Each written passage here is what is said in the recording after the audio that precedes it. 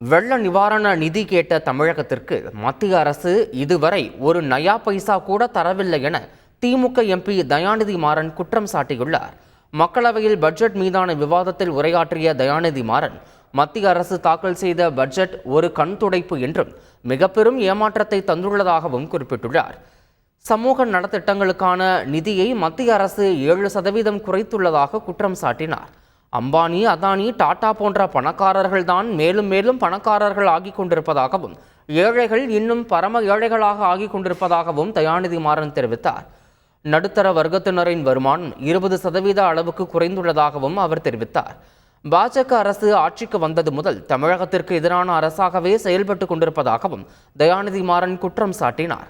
தமிழக மழை வெள்ள பாதிப்புகளுக்கு தமிழக அரசு 37,000 கோடி ரூபாய் நிதி கேட்ட நிலையில் மத்திய அரசு தமிழகத்திற்கு இதுவரை நயா பைசா கூட தரவில்லை என்றும் தெரிவித்தார். மக்களவையில் நடைபெற்று வரும் பட்ஜெட் மீதான விவாதத்தில் காங்கிரஸ் எம்பி ஜோதிமணி உரையாற்றினார்.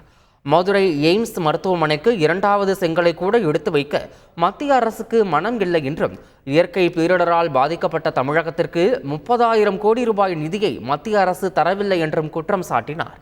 மேலும் பிரதமர் மோடி வாரத்திற்கு 7 முறை வந்தாலும் தமிழ்நாடு தலை நிமிர்ந்து பார்க்காது என ஜோதிமணி விமர்சித்தார். செய்திகளை உடனுக்குடன் தெரிந்து கொள்ள உடனே சப்ஸ்கிரைப் பண்ணுங்க.